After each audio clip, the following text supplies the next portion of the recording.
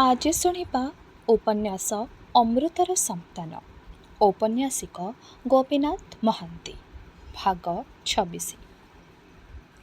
ଯାହା ହେଉ, ପୁବୁଲିର ବେସୁର ବିଭାଘର ହେବ। ଗାଁ ଦଣ୍ଡରେ ଦୁଇ ଗାଁ ଲୋକଙ୍କର ପଞ୍ଚାୟତରେ କଥା ପଡ଼ି ଝୋଲା ବା କନ୍ୟାସୁନା ଦିଆନିଆ ସରିବା ବେଳଠୁ ତାର ଶୁଭଦିଆ ସରିଛି। ଧର୍ତ୍ତନୀର ପରୁହାଁ ପୁଅ କନ୍ଧ ଗୁମ୍ଫା ମଣିଷର ଉଷାମୟ ପଦ୍ଧତିରେ ତାର ବବାହ ଆଚରଣ। ପ୍ରଥମେ ଭଞ୍ଜ କବିଙ୍କର ଅନୁରାଗ, ତାପରେ ଯୁଦ୍ଧରେ କନ୍ୟା ହରଣ ଏକ ପ୍ରକାର କାଞ୍ଚି ବିଜୟ ପରି, ତାପରେ ଶୁଭ ବିବାହ ସମଗ୍ର ହଟ୍ଟଗୋଳ ମଝିରେ ମେରୁଦଣ୍ଡ ପରି ଥାକ ଥାକ ହୋଇ ସଜାସଜି ଘରକରଣା ପାଇଁ ମଣିଷର ଉଦ୍ବେଗ ଓ ଉଦ୍ୟମ। ସେହି ରାତିରେ ସାନ ଭୋଜିଟିଏ ହେଲା। କନ୍ଧ ଭୋଜିଭାତ ଭଲ ପାଏ। ଉଙ୍ଗା ଅର୍ଥାତ୍ ମାଂସ, ଆଉ କୁଚା ଅର୍ଥାତ୍ ଶାଗ, ଉଣ୍ଡା ଅର୍ଥାତ୍ ଭାତ, ଆଉ ତମ୍ପା ଅର୍ଥାତ୍ ମାଣ୍ଡିଆ ଭାତ, ସବୁ ଏକାଠି ମିଶାମିଶି। ଶେଷରେ ମିଟିଂର ଗୁପ୍ତ ଝୋଲାରୁ ଟିଣରେ ଟିଣେ ମଦ। ଉଭୟ କୂଳ ଖୁସି ଥିଲେ। ଅଧରାତିରେ ଚାରିଆଡ଼କୁ ଚାହିଁ ସବୁ ନିଶ୍ଚଳ ନିଶବଦ ଠଉରେଇ ବେଶୁକନ୍ଧ ଧୀରେ ଧୀରେ ଘର ଭିତରକୁ ପଶିଗଲା। ସାହିରେ କେବଳ ନିଃଶ୍ୱାସର ଶବ୍ଦ। ଥାଇ ଥାଇ ଜଗୁଆଳି କୁକୁରଙ୍କ ପରିଚୟ। ଖାଇ ପିଇ ନିଖୋଡ଼ ନିଦରେ ସମସ୍ତେ। ଅନ୍ଧାରୁଆ ଘର ଦୁଆର ମୁହଁରେ ଧଳା ଧଳା ହୋଇ ଝିକି ଝିକି କ'ଣ ଦିଶୁଛି। ବେଶୁକନ୍ଧ ଠିଆ ହୋଇ ରହିଲା, ଶବ୍ଦ ନାହିଁ। ବୁଲି ପଡ଼ି ବେଶୁ ଯିବାକୁ ଭାବିଲା। ଦେହରେ ବଳ ଥିବାରୁ ସଂଯମ ତାର ବେଶୀ। ପୁବୁଲି ଶୋଇଥିଲେ ସେ ତାକୁ ବିରକ୍ତ କରିବ ନାହିଁ। ବୁଲି ପଡ଼ୁ ପଡ଼ୁ ଧଡ଼ପଡ଼ ହୋଇ ପୁବୁଲି ଉଠି ଠିଆ ହେଲା। ବେଶୁ ଲେଉଟି ଆସିଲା। ତଣ୍ଟି ବସେଇ ବସେଇ ସାକୁଲେଇ ହୋଇ ପୁବୁଲି କହିଲା, ଭାରି ନିଦ ମାଡ଼ୁଛି। ବେଶୁ ହସିଲା। ଏତେ ବେଳ ହେଲାଣି ଆଖି କସରା ପଡ଼ି ନାହିଁ? ସେହିପରି ଦୁଆର ମୁହଁରେ କବାଟକୁ ଆଉଜି ମେଞ୍ଚା ମେଞ୍ଚି ହୋଇ ପୁବୁଲି ଅପେକ୍ଷା କରି ରହିଛି। ସେହି ପୁବୁଲି, ତାର ଗୋଟା ସୁଦ୍ଧା ତାର। ନିଦ ମାଡ଼ିଲାଣି? ଶୋଇନାହୁଁ କାହିଁକି ନୁନି? କବାଟ ମେଲା ଅଛି, ଘରେ କେହି ନାହିଁ। ଘର ଜଗିଛୁ? ବେଶୁ ହସିଲା। ଓଃ, କେତେ ଝାଳ ବୋହୁଛି। ଘର ବଳେ ଆପେ ଆପଣଙ୍କୁ ଜଗିବ, ବଡ଼ ଗରମ ହେଉଛି। ଚାଲ, ଆମେ ବାହାରକୁ ଯିବା। ଦୁହେଁ ବାହାରି ଗଲେ। ଝାଳ ଧୂଳି ମଳି ବୋଳା ଲେଙ୍ଗୁଟି ପିନ୍ଧା ପୁରୁଷଟି ତାର ରୂଢ଼ ବଢ଼ିଛି ଶତମୂଳି ଗଛର ଡଙ୍କ ପରି। ମୁହଁରେ ମହୁଲ ମଧର ଉତ୍କଟ ଗନ୍ଧ, ଦେହ ପଥର ପରି। ଆଉ ସ୍ତ୍ରୀଟି ହଳଦୀ ଜଡ଼ା ତେଲ ଓ ଝାଳର ପୁଟ ନାଇଛି। ଖୋଲା ଛାତିରେ ବୋଝ ବୋଝ କାଚମାଳି, ଅଣ୍ଟାରେ ଖଣ୍ଡେ ମୋଟ ଖଦି। ବାହାରି ଚାଲିଗଲେ ଡେଣାକୁ ଡେଣା ଖଞ୍ଜିଥିବା ଆକାଶର ଦୁଇ ଚଢ଼େଇ ପରି। ସେମାନେ ଚୋର ତସ୍କର ନୁହନ୍ତି, ରାତିବୁଲା ପ୍ରାଣୀ। କେବଳ ମାଟି ଆଉ ବିଜୁଳି ଗୋଳିଆ ଗୋଳି ମଣିଷ ଦୋଟି, ରୁନ୍ଧା ରୁନ୍ଧି ଘର କଣରେ ଯାହାଙ୍କର ସମୟ କଟାଇବାକୁ କଷ୍ଟ ହୁଏ। ଆଉ ମନ କଥା ଖୋଲି ଛାତିର ଧୁଡ଼ୁକି ଶୁଣି ଶୁଣି ଡୋଳା ଖୋସି ଦେଇ ମିଳନରେ ଏକା ତାଳ ପିଟିବାକୁ ଦରକାର ଖୋଲା ଆକାଶ। ତରା ଆଉ କି ନକ୍ଷତ୍ର ଥାଉ, ଖୋଲା ଭୂଇଁ, ପ୍ରକୃତି, ଝିଙ୍କାରି ଗୋଟିଏ ଯୋଡ଼ିଏ, ଆଉ ରାତିର ଚଢ଼େଇ। ବାଟରେ ବେଶୁ କହିଲା, ଆଉ ଡେରି ନାହିଁ ନୁନି। ଦିଶାରୀ ଖୁବ୍ ଚଞ୍ଚଳ ଯୋଗ ଦେଇଛି। କାଲି ଆମର ବିଭାଘର ହେବ। ଜିନିଷ ଖଞ୍ଜାଖଞ୍ଜି, ବାଜା ଆଉ ଭୋଜି, କମି କି କାମ? ସେଥିପାଇଁ ଏତେ ଡେରି ହେଲା ପରା। ଯାହା ହେଉ ନୁନି, ସବୁ ମନମାଫି ହେଉଛି। ତୋର ଗାଁ ଲୋକେ ମୋତେ ଆଉ ଦୋଷ ଦେବେ ନାହିଁ। ପୁବୁଲି କିଛି କହିଲା ନାହିଁ, କେବଳ ବେଶୁର ହାତ ପାପୁଲିକୁ ଚାପି ଧରିଲା। ବାଟ ଚାଲିଲା। ଅନ୍ଧାର ରାତିରେ ବଣରେ ନିଆଁ ଲାଗିଛି। ଦୂରର ଦିଗ୍ବଳୟ ହଲ୍ଲୋଳମଳ। କଳା ବିସ୍ତୃତି ଭିତରେ ଉପର ତଳ ହୋଇ ଛକାଛକ ହୋଇ ଗାର ଗାର ଆଲୁଅ ଝୁଲୁଛି। ଲତା ପରି ଡଙ୍କେଇ ଡଙ୍କେଇ ଲେନ୍ଥି ଲେନ୍ଥି ଫୁଲଫଳ ଓହଳିଲା ପରି। ବଣ ଦେଶର ଖରାଦିନିଆ ହାବେଳି। ଅନ୍ଧାରରେ ନିଆଁ କେଡ଼େ ଖୁସି ଲାଗେ। ଅଜଣା ଭିତରେ ଜ୍ଞାନର ଧାସ ପରି। ପର୍ବତର ଅବୟବ ଦିଶୁନାହିଁ, କେବଳ ଶୂନ୍ୟ ଶୂନ୍ୟେ ନିଆଁ ଦୋହଲୁଛି। କେବଳ ବିସ୍ମୟର ଦ୍ୟୋତକ। ପାଖ ପାଖ ତୋଟାର ଗଛ ସବୁ କମ୍ବଳ ଲଦାଲଦି। ମଝିରେ ମଝିରେ ଫାଙ୍କ ଭିତରେ ପାତାଳ ଅନ୍ଧାର। ତଳ ଉପର ହୋଇ ଲମ୍ବି ଯାଇଛି ଗଡ଼ି ଗଡ଼ିକା ଦୂରରେ ବର୍ଣ୍ଣର ବହଳ ପାତଳ ଘେନି ଏକା କଳା ଅନ୍ଧାରରେ ଭିନ୍ନ ଭିନ୍ନ ରୂପ। ଉପରେ ତାରା ଚକମକ ଜଳଜଳ ଆଲୁଅ ପରି ଛାୟାପଥ। ଅଧରାତି ଗଡ଼ିଥାଏ। ଝିଙ୍କାରି ଝିଁ ଝିଁ କରୁଥାଏ। ଗୋଟା ଗୋଟା ଗୋଠଖଣ୍ଡିଆ ଜୁଳୁଜୁଳିଆ ପୋକ ଟିକି ମଶାଲ ଜାଳି ଦୂର ବାଟକୁ ତୀର୍ଥଯାତ୍ର ଲଗାଇଥାନ୍ତି। ଏହିପରି ରାତିରେ ପଥର ଉପରେ ବେଶୁଆ ପୁବୁଲି ବସିଥାନ୍ତି। କରକେ ଗାଁ ଚାନ୍ଦର ନିର୍ଭୟମୟ ଛବି, ଆଉ କରକେ ଭୂଇଁ ଢାଲୁ ହୋଇଛି ଚାଲିଯାଇଛି ସେ ପାଖର ଓହଳିଥିବା ପର୍ବତ ତଳର ପାତାଳର ପେଟକୁ ବୋଲି। ଢାଲୁରେ ଅଳ୍ପ ଦୂରରେ ନିଆଁପରି କଲରାପତରିଆ ଆଖି ଜଳଜଳ କରି ବୁଲି ଲାଗିଲା। ବେଶୁ କହିଲା, ସବୁଦିନେ ଏତିକି ବେଳେ ଆସୁଛି କୁକୁର ଚୋରଣୀ ଡୁର୍କା। ପଟେ ଧଳା କୁକୁର କି ଧଳା ଛେଳି ବାନ୍ଧି ମଞ୍ଜା ବାନ୍ଧି ଜଗିଲେ ହୁଅନ୍ତା ରାତି। ପୁବୁଲିର ଆଖି ଢୋଳେଇ ଆସୁଥାଏ। ଚମକି ପଡ଼ି ଅନେଇ ଦେଇ ତାଚ୍ଛଲ୍ୟରେ କହିଲା, ଓ ଏଇଟା। ସ୍ୱର ଶୁଣି ଡୁର୍କା ପଳେଇଗଲା, ଆଉ ବସିଲା ନାହିଁ।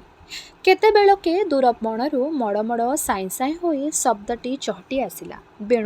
ବେଶୁ କହିଲା, ତୋଫାନ ଆସୁଛି, ଚାଲ ଏଥର ଯିବା। ତୋଫାନ ପାଖେଇ ଆସିଲା। ଝିମିଝିମିଆ ଅନ୍ଧାର ରାତିରେ ତୋଫାନର ଶବ୍ଦରେ ମନ ଭିତରକୁ ଦୁର୍ବଳତା ଉଡ଼ି ବୁଡ଼ି ଆସେ। ଆସେ କେତେ ଅଧା ଶୁଣିଥିବା ବୁଢ଼ୀମା ଗପର କିମ୍ଭୂତ କଳ୍ପନା। ପୁବୁଲିର ମନ ଭର୍ତ୍ତି ଥାଏ। ଶାନ୍ତିର ଅଳସ ଆସ୍ତେ ଆସ୍ତେ ଆଡ଼େଇ ଦେଇ ହାଇ ମାରି ପୁବୁଲି ଉଠି ପଡ଼ିଲା। ତୋଫାନର ଶବ୍ଦ ପାଖେଇ ଆସିଲା। ପୁବୁଲି କହିଲା, ଏମିତି ଅନ୍ଧାର ଏ ତୋଫାନ ସଙ୍ଗେ ମିଶି ଭୂତ ପ୍ରେତ ବୋଲି ବାହାରିଥିବେ ନା? ବେଶୁ କହିଲା, ବାହାରିଲେ ବାହାରନ୍ତୁ, ଆମର କ'ଣ କରିବେ? ଘର ପାଖୁଆ ହେବାରୁ ପୁବୁଲି କହିଲା, ଭାବୁଥିଲି ଗୋଟିଏ କଥା, ମୁଁ ଯଦି ମରିବି ଏଇ ଅନ୍ଧାର ରାତିରେ ତୋଫାନରେ ଆସି ତୁମର ଘରକରଣା ଦେଖି ଯାଉଥିବି, ତୁମେ କ'ଣ ଚିହ୍ନି ପାରିବ? ବେଶୁଠୁ ହାତ ମୋଡ଼ା ଖାଇ ପୁବୁଲି କହିଲା, ନା, ଆଉ କହିବି ନାହିଁ, ଜାଣେ ପରା ତୁମେ ଚିଡ଼ିବ। ଘର ଭିତରେ ବେଶୁ କହିଲା, ଥିର ହୋଇ ଶୋଇପଡ଼, କାଲି ପରା ଆମ ବାହାଘର। ସେହି ନିଶା ରାତିର ବୈଶାଖର ଅନ୍ଧାରି ତୋଫାନ ଆଗରେ ଯେତେବେଳେ ସବୁ କଡ଼କଡ଼ ଡାକୁଥିଲା, ସମସ୍ତେ ନିରାପଦରେ ଲୁଚିବାକୁ ଖୋଲ ଖୋଜୁଥିଲେ, ଗାତ ଖୋଳୁଥିଲେ। ପ୍ରକୃତିର ଭ୍ରୁକୁଟିରେ ଖେଳୁଥିଲା ଅଜଣା ଭୟ। ସେ ରାତିରେ ଚାଲିଥିଲା ଆଉ ଗୋଟିଏ ଲୋକ, ଗୋଟିଏ ଶୁଖିଲା ହାଡ଼ୁଆ ବୁଢ଼ାଟିଏ। କାନ୍ଧରେ ଟାଙ୍ଗିଆ ଖଣ୍ଡେ, ଗୋଟିଏ ହାତରେ ଜୁକୁଜୁକୁ ନିଆଁ ଅଟା, ଆର ହାତରେ ମାଠିଆଟିଏ। ଅନ୍ଧାର ଅଂଶ ସେ ବି, ଅନ୍ଧାରୀ ଦେବତାର ଉପାସକ। ଗଛ ତଳେ ସେ ଖାଲି ମଡ଼ ମଡ଼ ପତରର ସାତରେ ଖୋଲାରେ ତାର ଆକାଶରେ ସେ କେବଳ ଗୋଟିଏ ଛାୟା। ପିଠି ମଝିରେ ବନ୍ଧନୀ ଚିହ୍ନ ପରି ଖଣ୍ଡିଏ ଶୁଖିଲା ପାଣିଖିଆ ବାଉଁଶର କଳାଧନୁ। ତା ତଳକୁ ଦିଖଣ୍ଡ ବାଡ଼ି ଚଟୁ ପରି ଚଟା ଚଟା ପିଚା ଦିଫାଳି ତରତର ହୋଇ ଆଗକୁ ପଛକୁ ବୁଲୁଛି। ବାଡ଼ି ଦିଖଣ୍ଡି ଚାଲିଛି ଠୁକୁର ଠୁକୁର, ସମାନ ସାବଧାନ, ସମାନ ଗତି। ସେହି ଏ ଗାଁର ଡିସାରୀ ବୁଢ଼ା। ପୁୟୁର କେଉଁ ବଂଶର ଲୋକ। ହାରଗୁଣା ସଙ୍ଗେ ମିଣିଆ ପାଉ ଯାଇଥିଲା ସେଥର ପୁୟୁର ପୁଅକୁ ଆଶୀର୍ବାଦ ଦେବାକୁ। ସାମ୍ନା ଆକାଶରେ ଅନ୍ଧାର ଉଡ଼େଇ ବର୍ଷର ପହିଲ ତୋଫାନ ଆସୁଛି। ପବନର ଗତିରେ ଗଛଲତା ଦୋହଲି ଗଲେଣି। ବୁଢ଼ା ମାଠିଆଟିଏ ଧରି ଚାଲିଛି। ଆଜିର ନିଶା ପରେ କାଲି ଦୁଇ ଟୋକାଟୋକିଙ୍କର ବିଭାଘର ବ୍ୟବସ୍ଥା ହୋଇଛି। କାଲିକା ଯୋଗରେ ବିଭାଘର ହେବ। ବୁଢ଼ାର ଦାୟିତ୍ୱ, ପୂଜା ଭଲ ହେବ, ଦେବତା ପ୍ରସନ୍ନ ହେବେ। ଏକାଠି ଛନ୍ଦିବ ତାର ପୂଜାମନ୍ତ୍ରର ଦୃଢ଼ ଅଠାରେ। ସେ ଦୁହିଁଙ୍କ ପ୍ରେମ ହେବ ଅଟଳ। ସୌଭାଗ୍ୟ ଆସିବ, ଜଣକର କଲ୍ୟାଣ ହେଲେ ଗୋଷ୍ଠୀର ମଙ୍ଗଳ ହେବ। ସେହି ଦାୟିତ୍ୱ ମୁଣ୍ଡାଇବାକୁ ବୁଢ଼ାକୁ ନିଦ ନାହିଁ। ଭୁଲ ହେଉ କି ଠିକ୍ ହେଉ, ତର୍କର ଗୋଲକ ଧନ୍ଦାରେ ତାର ପାଦ ଖସେ ନାହିଁ। କେବଳ ତାର ବିଶ୍ୱାସ, ସେହି ବିଶ୍ୱାସରେ ତାର ମନର ନିଷ୍ଠା। କାଲି ପୂଜା ହେବ। କନ୍ଧର ଶାସ୍ତ୍ରରେ ଅଛି, ବିବାହ ପାଇଁ କାହାରି ଦୃଷ୍ଟି ପଡ଼ିଗଲେ ସେ ପାଣି ଅପବିତ୍ର ହୋଇଯିବ। ପଶୁ ତ ପଶୁ, ଟିକି ଚଢ଼େଇଟିଏ ଯଦି ସେ ଘାଟରେ ସେତେବେଳେ ଥଣ୍ଟ ବୁଡ଼େଇବ, ତେବେ ବି ସେ ଘାଟରୁ ପାଣି ନେଲେ ଅଶୁଦ୍ଧ ହୋଇଯିବ। ତେଣୁ ନିରୋଳା ନିଛାଟିଆରେ ତାର ଅଭିଯାନ। ଆସ୍ଥା, ଉତ୍ରା ଅଥବା ଲଦା ଯୋଗ ପଢ଼ିଥିବ। କନ୍ଧ ଗଣିତିରେ 27 ଯୋଗ ଭିତରେ ଶୁଦ୍ଧ ଯୋଗ। ବଣର ଚଢ଼େଇ ପାଣି ପିଉ ନଥିବେ, ସେତିକିବେଳେ ନୂଆ ମାଠିଆଟେ ଧରି ଡିସାରୀ ପାଣିକୁ ଓହ୍ଲାଇବ। ସେଇ ପାଣିରେ ବିଭାଘର କାମ। ତୋଫାନ ଭିତରେ ମହାବଳର ବୋବାଳି ପରି କ'ଣ ଶୁଭୁଛି ନା? ତୋଫାନ ତାକୁ ଆଖିମିଟିକା ମାରିଛି। ଏହି ତାର ବେଳ। ଏହି ଯୋଡ଼ି ବରଓସ୍ତ ତଳେ ସେ ବର୍ଷ ବାଘ ଖାଇଥିଲା। ଆହୁରି ହେଇ ସେ ମକ୍କା ପଦର ଉପରେ, ପୁଣି ସେଠି ମାଣ୍ଡିଆ କ୍ଷେତର କୁଦ ଉପରେ ଡେଙ୍ଗା ପଥରର ଗୋଡ଼ ତଳେ ପଦେ ପଦେ ବିପଦର ଇତିହାସ। ଝୋଲାର ସେଇ ବାଙ୍କରେ ସେଦିନର କଥା ତ, 60 ସାପ ପାଣି ଭିତରୁ ଲାଞ୍ଜ ଛାଟି ଗାଁର ଗୋଟିଏ ବୁଢ଼ୀକୁ ଅତଡ଼ାରୁ ତଳେ ପକାଇ ଦେଇଥିଲା ଅପମୃତ୍ୟୁ। ଗାଁଠୁ ଦୂରକୁ ଅନ୍ଧାରେ ଗୋଡ଼ ପାଖେ କେତେ ପ୍ରକାରର ଶବ୍ଦ, କ'ଣ ସବୁ ଚାଲି ଯାଉଛନ୍ତି, କିଏ ଛକୁଛି, କିଏ ଡେଇଁ ପଡ଼ୁଛି, କିଏ ଲୁଚୁଛି। ଦେବତାର ବେଳ ଏ, ଆଉ ପଶୁର ମଣିଷ ଅଚେତ ନିଘୋଡ଼ ନିଦରେ ବୁଢ଼ା ଚାଲିଛି। କାଲି ଛାଡ଼ି ଆର ଦିନ ହୁଏତ ତାର କାଳ ପୂରିଯିବ। ତାପରେ ଡୋମା ହୋଇ ଏଇ ଅନ୍ଧାର ଆଉ ତୋଫାନ ସଙ୍ଗେ ମିଶି ସେ ବୁଲୁଥିବ ଯେ ପର୍ଯ୍ୟନ୍ତ ଜନ୍ମ ନ ନେଇଛି।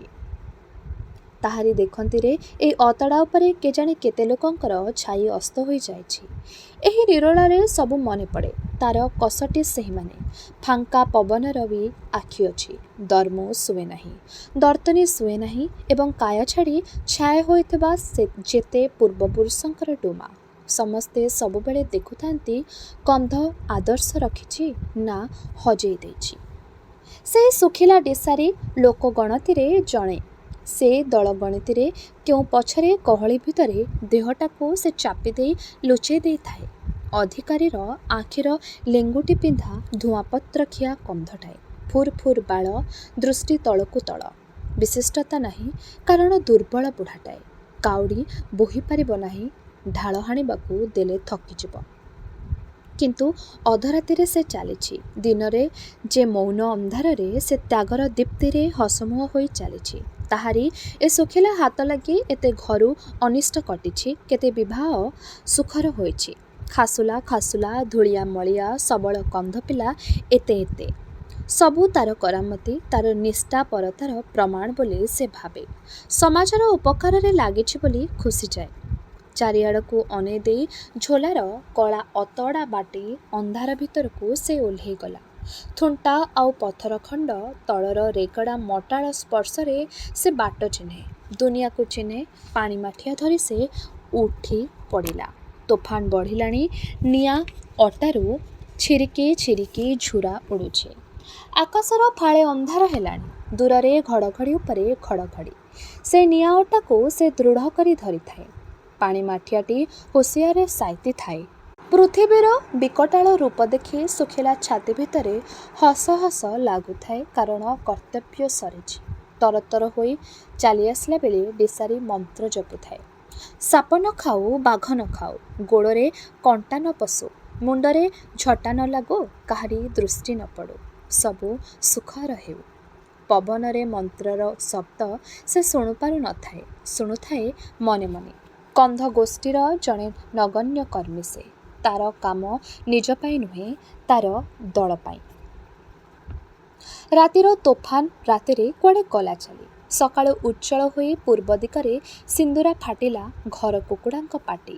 ବଣ କୁକୁଡ଼ାଙ୍କ କୁହାଟ, ମୟୂର ବୋବାଳି, ରୁନ୍ଧି ରହିଥିବା ବଣଚଢ଼େଇଙ୍କର କୋଳାହଳ ସବୁ ମିଶି ରଜନୀତ ଭାଙ୍ଗିବାର ନହବତ ବାଜଣାଠୁ ବଳି ଦୁନିଆର କାମିକା ମଣିଷକୁ ସୃଷ୍ଟିର ଆନନ୍ଦ ବିଶ୍ୱାସର ସ୍ୱାଗତମ। ପୁବୁଲି ଉଠିଲା। ପରସ୍ପରକୁ ଅନେଇ ରହି ଗୋଟାଏ ଚିନ୍ତାରେ ମଗ୍ନ ରହି ଦୁହେଁ ଦୁହିଁଙ୍କୁ ଅପେକ୍ଷା କଲେ। ଆଜି ତାଙ୍କର ବାହାଘର।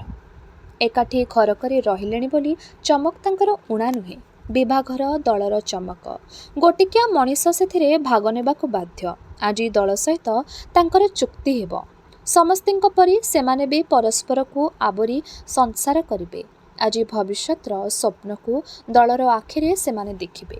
ସବୁ ଆନନ୍ଦ ଆଉ ବିସ୍ମୟ। ଶୁଭ ଦିନ। ବେଶୁକଲା ଆୟୋଜନ କରିବାକୁ ହେବ। ବେଜୁଣୀ ଓ ଡିସାରୀଙ୍କୁ କୁହାପୋଛା। ଦୁଆରେ ଛାମୁଡ଼ିଆ ତିଆରି। ପରପରି ଆଡ଼େ ହୋଇ ରହିଲେ ତାର ଚଳିବ ନାହିଁ। ତାର ବୁଢ଼ା ବାପ। ପୁବୁଲି କଲା। ଘରଦ୍ୱାର ଲିପାପୋଛା କରି ସବୁ ଠିକଣା ରଖିବା ତାର ଦାୟିତ୍ୱ। ସବୁ ସାରି ସେ ନିଜେ ପ୍ରସ୍ତୁତ। ରଘୁ ସାଉତା ସକାଳୁ ଉଠି କୁଆଡ଼େ ଯାଇଛି, ତାର ଦେଖା ନାହିଁ। ମିଣିଆ ପାୟର ଲୋକ ବାହାରେ ବାହାରେ। ବୋଝିଏ କାମ ସାରି ଝାଳ ସରସର ହୋଇ ବେଶୁ ପହଞ୍ଚିଲା ଜାଗିଲି କନ୍ଧ ପାଖରେ। ଜାଗିଲି ତାର ବନ୍ଧୁ ଏବଂ ଜାଗିଲି ଖିଅର କରେ। ଜାଗିଲି ହସି ହସି ଧୂଆଁପତ୍ର ବଢ଼େଇ ଦେଲା, କହିଲା, ବସ। ବେଶୁ କାହିଁକି ଆସିଛି ଜାଗିଲି ଅନୁମାନ କରିପାରୁଥିଲା। ତଥାପି କହିଲା, କୁଆଡ଼େ? ଶିକାର ଯିବାକୁ ଡାକି ଆସିଲୁ? ଭଲ ହେଲା, ମୟୂର ଉତରିଥିବେ। ନା, ଆଜି ଶିକାର ନୁହେଁ। ଶିକାର ଅଛି ଯେହେତୁ ଏକୁଟିଆ ଯିବୁ? ମୁଁ ଗଲେ ଭାଗ ଦେବାକୁ ପଡ଼ିବ। ଆଜି ତୁ ଭାଗ ଦେବୁ ନାହିଁ, ଏହି କଥା ନା? ସତରେ ଶିକାର ଯିବି ନାହିଁ। ହେଇ ଦେଖିଲୁ କେତେ ରୁଢ଼ ବଢ଼ିଛି, ଭାଲୁ ପରି ହେଲେଣି। ଆଉ ମୁଣ୍ଡରେ ଯେଉଁ ବାଳ, ଆହା, ଗରମ ବଢ଼ୁଛି କି ନା।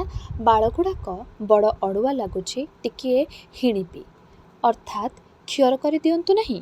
ହଁ ହଁ ଦେବା, କାହିଁକି ନ ଦେବା? ଗରମ ତ ବଢ଼ୁଥିବ, ଏଥର ଆହୁରି ବଢ଼ିବ ନା କ'ଣ? ଦିହେଁ ହସିଲେ।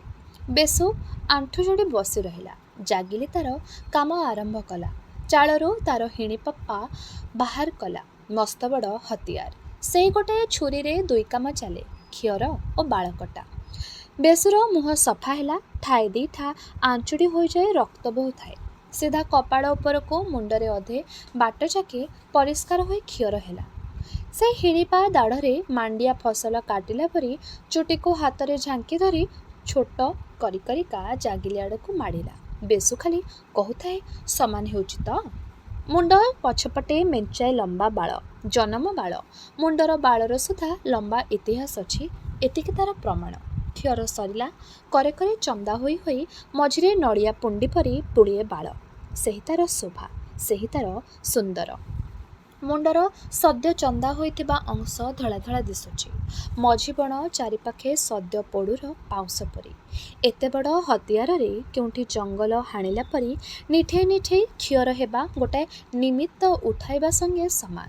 ସବୁ ସହି ଗମ୍ଭୀର ହୋଇ ବେଶୁ ତାର କର୍ତ୍ତବ୍ୟ କରୁଥାଏ। କେବଳ ଝାଳେଇ ପଡ଼ୁଥାଏ। ସେଠୁ ଗଲା ଝୋଲାର କାକର ପାଣିରେ ବୁଡ଼ି ବୁଡ଼ି ଗାଧୋଇଲା। ସରୁ ବାଲି ଆଉ ଚିଲିପତ୍ର ମିଶେଇ ହାତ ରଗଡ଼ି ରଗଡ଼ି ଘଷି ହେଲା। ସବୁ ତମ୍ବାବର୍ଣ୍ଣ ପଡ଼ିଗଲା। ଖଣ୍ଡେ ସଫା କୌପୁନୀ ମୁଣ୍ଡରେ ଜଡ଼ା ତେଲ ବୋଳି ବାଳକୁ କୁଣ୍ଡେଇ ଗଣ୍ଠି ପକାଇଦେଲା ଦେଉଳ ପରି। ତାହା ଭିତରେ ଖଣ୍ଡେ ସାନ କାଠ ପାନିଆ। ଶୁଚି ଓ ନିଷ୍ଠାରେ ମନ ଭିତର ପବିତ୍ର। ଝୋଲା କୂଳରୁ ପ୍ରସ୍ତୁତ ହୋଇ ଗାଁକୁ ଆସୁ ଆସୁ ମନେ ମନେ ବେଶୁକନ୍ଧ ଦେବତାମାନଙ୍କୁ ଡାକୁଥାଏ। ଦର୍ମୁ ଦର୍ତ୍ତନୀ, ଜାକର ଦେବତା, ବଣ ଦେବତା, ଘର ଦେବତା, ଏମିତି ଅନେକ ସମସ୍ତଙ୍କୁ। ସମସ୍ତଙ୍କ ସାହାଯ୍ୟ ଦରକାର। କେତେ ଅଦେଖା ବିପଦ, ଅଜଣା ଅମଙ୍ଗଳ, ମଣିଷର ଜୀବନ ପାଣି ଫୋଟକା ପରି। ଯେତେ ଦମ୍ଭ ଥାଉ, ସାହସ ଥାଉ, ଗମ୍ଭୀର ହୋଇ ଜୀବନର ନିଷ୍ପତ୍ତି ଆଗରେ ମୁହାଁମୁହିଁ ହୋଇ ଠିଆ ହେଲେ ମୁଣ୍ଡ ଘୂରିଯାଏ। ସୂର୍ଯ୍ୟକୁ ଅନେଇ ମଣିଷ ତେଜ ଭିକ୍ଷା କରେ। ପବନଠୁ ବଳ, ମାଟିଠୁ ସହିବା ଶକ୍ତି। ସେପାଖ ବଣରେ ମୟୂର ପାଟି କରୁଛନ୍ତି। ମୟୂର ମାଂସର ସୁଆଦ ମନେ ପଡ଼ିଲା। ବଣ ବୁଲି ଯିବା। ବେଶୁ ସେହିସବୁ ରୋକିନେଲା। ଶିକାରୀର ଧନୁର୍ବାଣକୁ କରକୁ ଡେରି ଦେଇ ମାଂସର ବୃତ ନିରୋଧ କରି ସେ ତପସ୍ୟା କରିବ। ସବୁ ମଙ୍ଗଳ ତାର ଦରକାର। ଜୀବନ ଭିତରେ ଆଜିର ଦିନଟିଏ ତ। ଜନ୍ମ ହେବା ଦିନ ମନେ ନାହିଁ, ମରଣ ଦିନ ଚେତା ନଥିବ। ଦୁଇ ଶିଖର ମଝିରେ ଆଜି ହିଁ ତାର ମନ ମାଫି ଘାଟି। ଅନୁଭୂତିର ଲହଡ଼ି ଆଗକୁ ପଛକୁ। ପୁବୁଲିକୁ ହଳଦୀ ଜଡ଼ା ତେଲରେ ଜୁଡ଼ୁବୁଡ଼ୁ କରି ମିଟିଙ୍ଗାର ଝିଅମାନେ ଖାଟକୁ ନେଇଗଲେ। ଧାର ଲାଗିଛନ୍ତି 50 ଝିଅ। କେଉଁ ଗାଁର ସେ, କେଉଁ ଗାଁର ସେମାନେ? କିନ୍ତୁ ଉତ୍ସାହ ତାଙ୍କରି। 50ଟି ମୁହଁ ଝଲସି ଉଠୁଛି ଆନନ୍ଦରେ। 50 କଣ୍ଠରୁ ଏକାଥରକେ ଗୀତ। ପୁବୁଲି ତାର ନିଜର ନୁହେଁ, ସେ ଗୋଷ୍ଠୀର। ଗାଁ ଦାଣ୍ଡରେ ବାଜା ବସିଛି, ଗାଁ ଯାକ ଲୋକ ଉତ୍ସବ ପାଇଁ ପ୍ରସ୍ତୁତ। ଗାଁର ବୋହୂ ଝିଅ ନୂଆ କନିଆର ସଙ୍ଗେ ସଙ୍ଗେ। କନ୍ଧର ଏକଶେଣିକିଆ ଗାଁର ରୀତି ଏହି। ଜଣକର ଯାହା ସମସ୍ତଙ୍କର ତାହା। ପର୍ବତମାଳାର ଢେଉ ଢେଉକା ଦେଶ ଉପରେ ବିଭାଦିନର ଆନନ୍ଦ କାନ ବଧିରା କରି ଗଡ଼ି ଲାଗିଥାଏ। ବାଟର ବାଟୋଇ କାନ୍ଧର ବୋଝ ଉତୁରେଇ ଦେଇ ଠିଆ ହୋଇ କାନ ପାରେ। ପର ଗାଁର ସ୍ତ୍ରୀ ଲୋକ ଚାଲିଗଲା ବେଳେ ଏ ଗାଁର ବାହାଗୀତର ଘୋଷାରେ କଣ୍ଠ ମିଶାନ୍ତି। ଶାନ୍ତ ସ୍ନିଗ୍ଧ ବଣ କୋଳରେ ପଥୁରିଆ ଚପଳା ନଈ। ଚହଳ ପକେଇ ସମସ୍ତେ ପାଣିକୁ ଓହ୍ଲେଇଲେ। କନ୍ୟା ଉପରକୁ ଆଞ୍ଜୁଳା ଆଞ୍ଜୁଳା ପାଣି ଫୋପାଡ଼ି ଫୋପାଡ଼ି ପାଣି ଛାଟିବାର ଗୀତ ବୋଲିଲେ। ତେବେ ଏହିଠାରେ ଶେଷ ହେଲା ଔପନ୍ୟାସିକ ଗୋପୀନାଥ ମହାନ୍ତିଙ୍କର ଉପନ୍ୟାସ ଅମୃତର ସନ୍ତାନର ଏହି ଭାଗଟି। ଆଗାମୀ ଅଧ୍ୟାୟରେ ଏହି ଉପନ୍ୟାସଟିର ବାକି ଅଂଶଗୁଡ଼ିକୁ ଆମେ ଶୁଣିବା। ରହିଲି, ନମସ୍କାର।